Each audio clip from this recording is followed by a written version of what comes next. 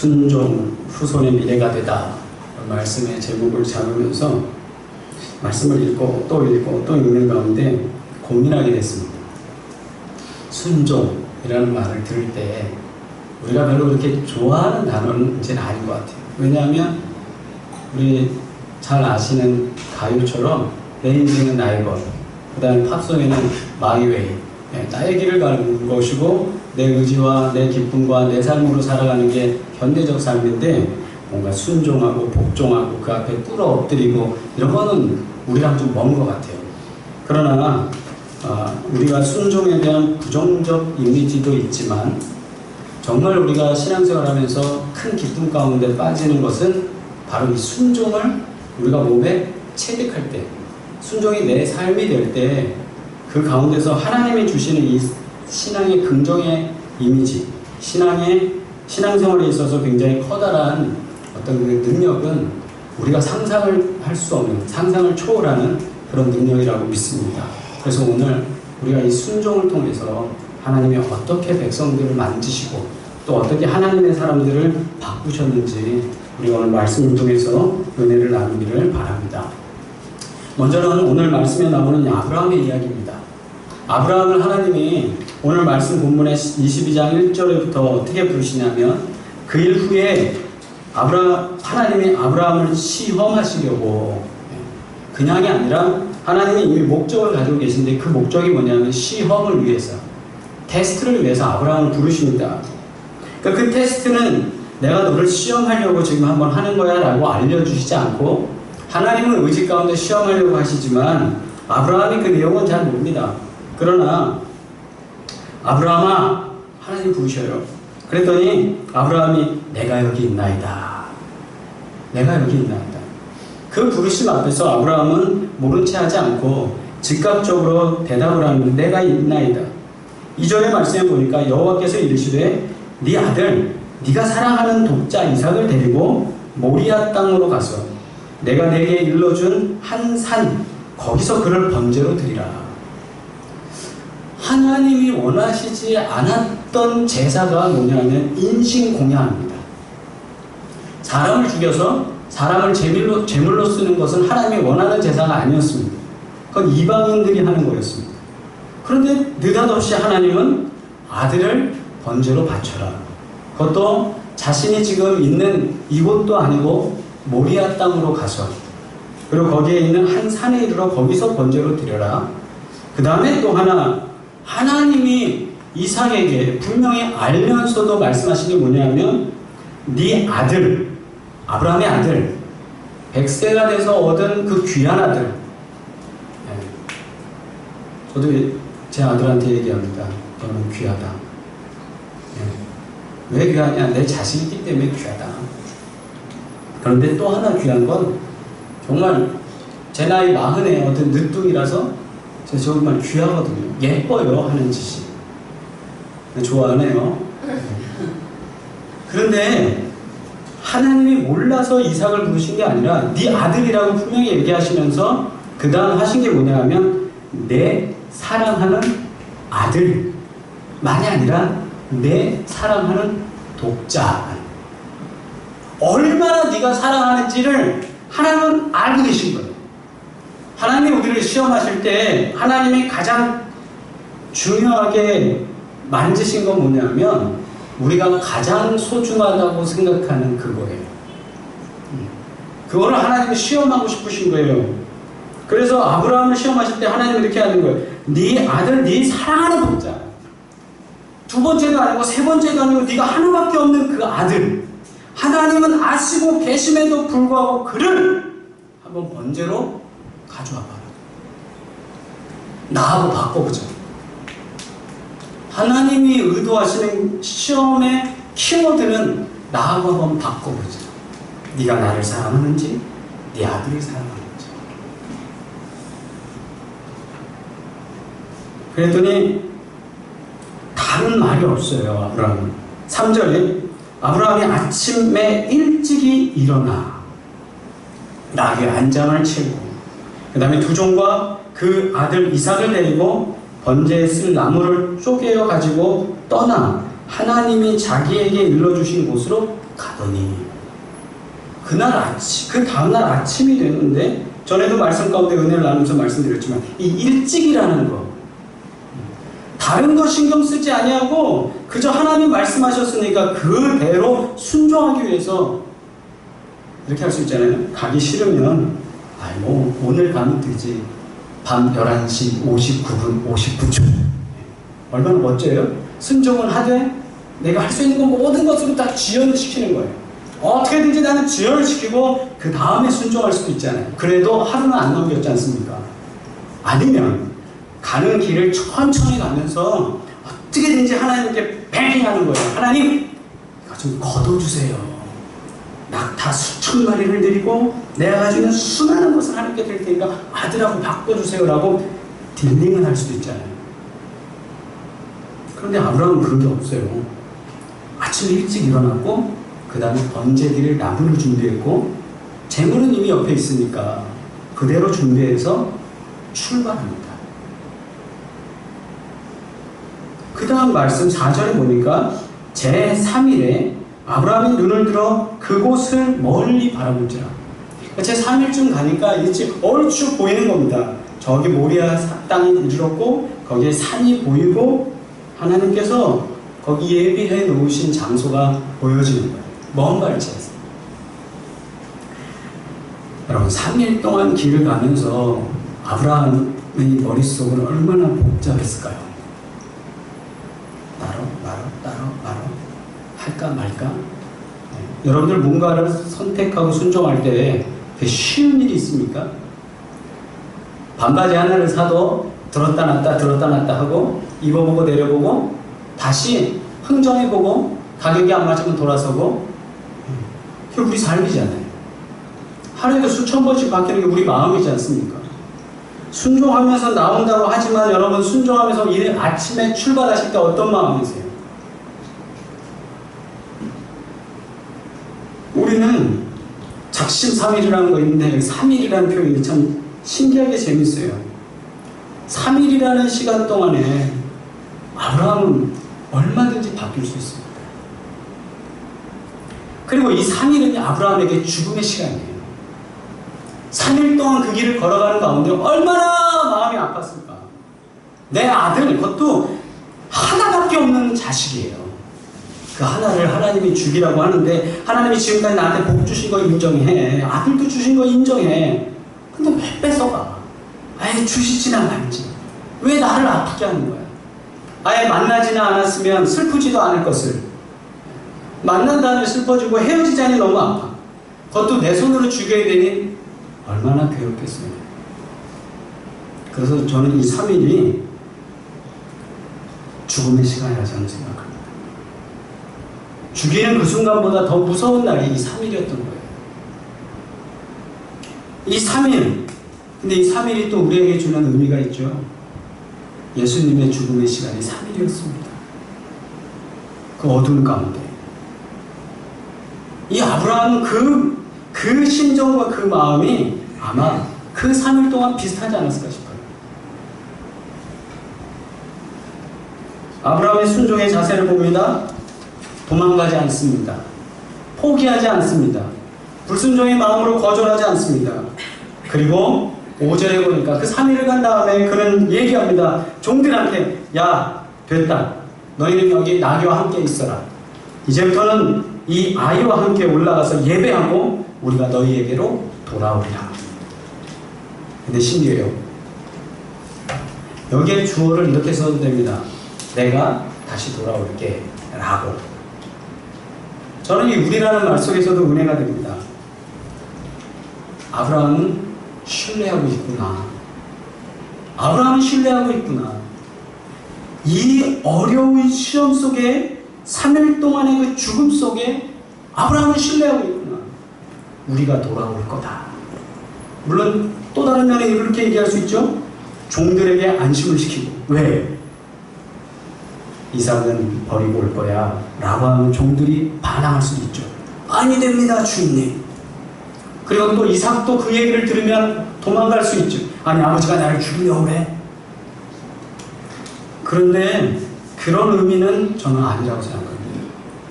아브라함은 얘기합니다. 우리가 너희에게로 돌아오리라. 하나님은 신기하게 이 순종의 깊이를 그 3일 동안 아브라함을 깨달았기에 그는 종들에게 얘기합니다. 우리가 너희에게로 돌아오리라.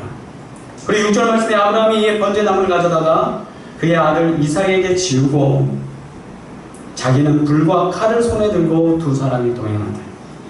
불을 피워야 되니까 불을 들고 칼을 들고 동행합니다. 아브라함은 지금 자신이 해야 될 이 순종 앞에서 자신을 방해하는 모든 요소를 다 제거합니다. 온전한 순종과 변함없는 순종을 위해서 종들을 내버려 둡니다. 그리고 아들에게도 자기가 어떻게 해야 될지에 대한 것을 알기 때문에 아들에게 침을 지워서 아들이 올라가도록 만들어 놉니다. 그리고 7절 이삭이 올라갈수록 이제 신기한 거예요. 아브라함이 말합니다. 아버지, 왜? 아니, 불과 나무는 있는데 번제할 어린 양은 어디 있습니까? 몇 번씩 보면서 깨달았는데 아버지 제사 지낼 때 보면, 예배 드릴 때 보면 어린 양 데려왔는데 어린 양 어디 있습니까?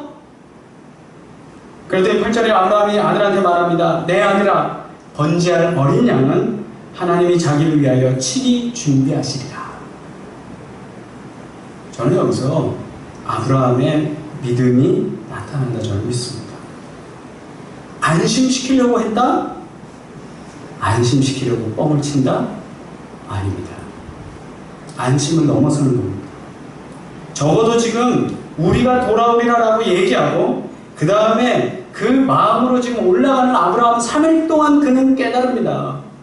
하나님은 이것을 통하여 나를 시험하시는 그렇기 때문에 번제할 어린 양은 저기 있을 거야 라고 일단은 안심도 시키지만 그는 선포합니다. 그리고 9절에 하나님이 일러주신 곳에 이르러서 아브라함이 그곳에 제단을 쌓습니다. 나무를 버려놓습니다. 근데 그 다음에 아들 이삭을 결박합니다. 묶어버렸습니다. 손을 내밀어 칼을 잡고 그 아들을 잡으려 했을 때 그때서야 여호와의 사자가 하늘로부터 그를 불러 이르되 아브라함아! 네가 나를 사랑하는 것을 내가 보았다. 여기서 온전한 순종의 테스트를 아브라함은 넘어갑니다. 우리 사는 삶이 언제나 이렇게 테스트처럼 놓여져 있습니다. 유튜브에 보니까 어떤 학생이, 고등학생이 이런 글을 쓴 게 있더라고요. 주님, 학교에서 정말 힘듭니다. 제 생활이 맨날 지칩니다. 맨날 혼자라는 생각밖에 들지 않습니다. 주님, 항상 주님 믿고 앞으로 나가려 하는데 힘듭니다. 주님, 저를 도와주시고 더 이상 어둠의 공간에서 벗어나서 주님의 비단에 거하게 해주세요. 이 친구가 거기에 글을 쓰면서 그 노래는 뭐였냐면 그 앞에 주는 완전합니다 라는 찬양곡이었습니다. 그 곡 속에 자신의 연약함을 고백합니다. 하나님, 정말 은혜로운 삶으로 학교에서도 살고 공부하고 열심히 해서 대학도 가고 성공하고 싶습니다. 그러나 매일 넘어집니다. 지금 아브라함도 보이기에는 굉장히 온전하게 성공한 사람의 삶을 살고 있지만 그 삶 속에서 갑자기 생각지도 못한 하나님의 요구, 아들을 죽여라, 아들을 바쳐라, 네가 아들을 사랑하는지 나를 사랑하는지 한번 바꿔보자, 견줘보자 라고 할 때에 그는 이런 마음 아니었어요. 나는 실패하고 또 실패하지만 주는 완전하니까 주를 신뢰하겠습니다. 우리 찬양을 한번 찬양드리겠습니다. 주는 완전합니다. 이 시간 찬양 드릴 때 내가 실패했습니다, 난 넘어지기를 잘하고 나는 하나님 보시기에 온전치 못합니다 라는 인정하면서 찬양하시기 바랍니다.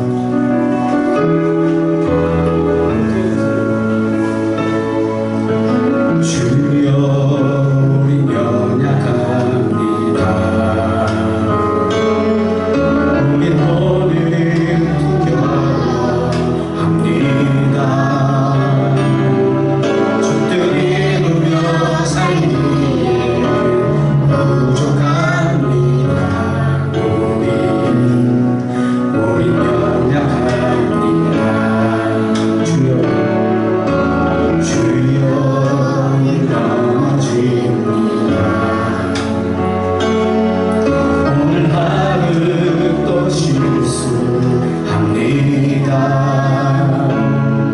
주의 긍휼을 구하는 죄인입니다. 우리 주만 바라봅니다. 한없는 주님의 은혜, 한없는 주님의 세상 위에 넘칩니다. 가릴 수 없는 주여 온 땅 위에 출마합니다. 주님만 이기오리. 우리 길 따라갑니다. 주날에 우리를 이루신 주는 완전합니다. 주님이 완전합니다. 이것을 믿고 아브라함은 순종하며 나아갑니다. 이때 이삭의 마음은 어땠을까요? 이삭을 9절에 보니까 이삭을 묶을 때 그의 나이가 몇 살일까요? 학자들은 약 16세, 만으로 한 15세 정도 그 전후의 나이로 봅니다. 아버지 아브라함은 100살을 훨씬 넘은 115세, 116세를 달려가는 나이.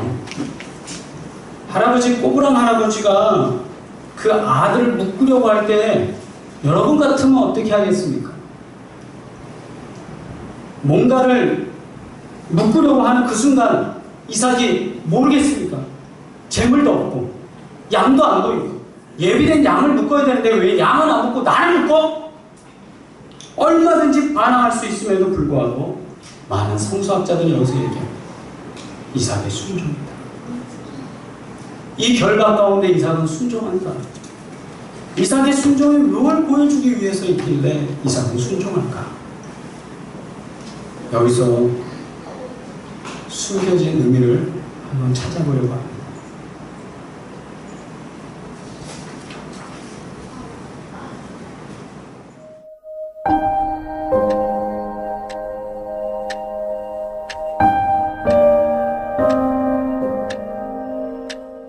죽음을 호스피스 분들 있잖아요. 예, 그분들이 이제 오셔가지고 뭘 이렇게 작성을 해보라고 그러시는 거예요. 처음에는 제 신체 부위 중에서 가장 소중한 부위를 쓰래요. 그래서 뭐 이렇게 썼어요. 그래도 눈이 있어서 봐야 되고, 코가 있어서 냄새를 맡아야 되고, 입이 있어서 사랑한다는 말도 해야 되고, 먹어야 되고, 이러면서 막 이렇게 썼어요. 그랬더니 소중한 보물에 대해서 쓰래요. 내가 이제 가장 소중하게 생각하는 거 보물 쓰고, 그 다음에 소중한 가족 쓰고, 뭐 이렇게 여러 가지를 썼어요. 그리고 내 인생에 정말 놓치기 싫은 것들, 뭐 일 뭐 이런 거 있잖아요. 근데 갑자기 호스피스 분이, 자, 당신이 지금 병원에 입원을 했는데 당신에게 지금 안 좋은 병이 생겼습니다. 여기서 5개를 지우세요. 그러는 거예요. 그래서 이제 5개를 이렇게 지웠어요. 5개를 지웠는데, 자, 다음날 됐더니 당신의 상태가 아주 안 좋습니다. 또 지우세요. 2개를 지우세요. 이러는 거예요. 근데 정말 눈물이 나? 점점 이렇게 지워갔는데 다른 건 다 지우겠어요. 나 다리도 자르고요. 내 엉덩이 다 지우고 다 지웠어요. 근데 이제 일도 지웠어요. 제가 그렇게 소중했던 일도 지우고 돈도 지우고 통장도 지우고 다 지우고 지웠는데 이제 가족이 남은 거예요. 애들을 쭉 써놓고 남편을 맨 위에다 써놨는데 엄마 아버지는 거기 들어가지도 않았어. 그러니까 제가 지우면서도 엄마 세상에 난 어떻게 엄마 아버지를 놓지도 않았니 이런 생각이 들면서 애들을 지우는데 안 지워지는 거예요. 이게 못 지우지. 못 지우겠는 거예요. 눈물이 막 나면서 내가 이 일을 왜 하고 있는지, 내가 왜 이렇게 바둥바둥 사는지, 정말 우리 가족을 더 사랑해야 되겠다는 생각이 들면서 제가 그 방송을 다 못하겠더라고요. 눈물이 너무 나서 나 못하겠어요. 정말 이런 거 시키지 마요. 제발 이런 거 시키지 마요. 그랬더니 그 호스피스 분이 그걸 죽음을 앞둔 많은 환우분들이 하고 계십니다. 네. 그걸 하나씩 하나씩 지우시면서 또 그 가족들도 그러면서 돌아가시기 전에 더 많은 시간을 함께하고 더 많은 시간 같이 웃으면서 추억을 되새기고 이런 얘기를 딱 하시는데 정말 그때 제가 뭔가 한 대 세게 얻어맞은 그런 기분이 들더라고요. 그래서 제가 간혹은 제 일 때문에 정말 아이들이 엄마한테 엄마 언제 들어와 그러면 이놈 시키야 너 때문에 지금 엄마가 돈 벌고 있잖아. 네 장난감 사주려고 돈 벌잖아. 막 이러면서 막 이랬는데 이제는 일을 아둥바둥 하지 말아야 되겠다. 내가 줄일 수 있는 한은 정말 필요하지 않으면 내가 줄이고 정말 가족들과 더 많은 시간을 가져야 되겠다. 더 사랑한단 말 해주고 그러면서 생각이 정말 많이 바뀌었어요. 제가. 네.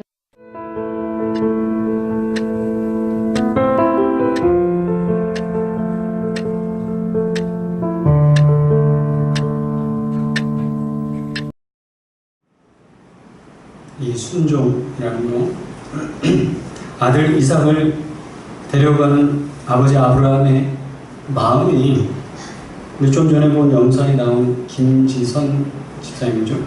저분의 어떤 마음의 간절함 비슷하지 않을까요?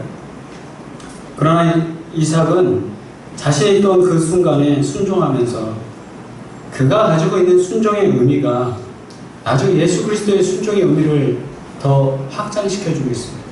뭐냐 하면 예수 그리스도는 성부 하나님의 뜻을 쫓아서 묵묵히 십자가에 올라가셨고 십자가를 지고 그 중에 올라가셔서 예수 그리스도의 모습으로 그리스도의 거룩한 희생을 조용히 예표하고 있습니다. 빌보서 2장 6절 8절 말씀에 그는 근본 하나님의 본체시나 하나님과 동등됨을 취할 것으로 여기지 아니하시고 오히려 자기를 비워 종의 형체를 가지사 사람들과 같이 되셨고 사람의 모양으로 나타나사 자기를 낮추시고 죽기까지 복종하셨으니 곧 십자가에 죽으십니다. 자신이 죽어야 됩니다. 하나님 아버지의 마음은 얼마나 아팠을 것인가. 하나씩 지워가지면서 이제 내 아들 아니면 더 이상 이 땅에 구원이 없구나라는 것 속에서 자신의 아들, 하나밖에 없는 아들을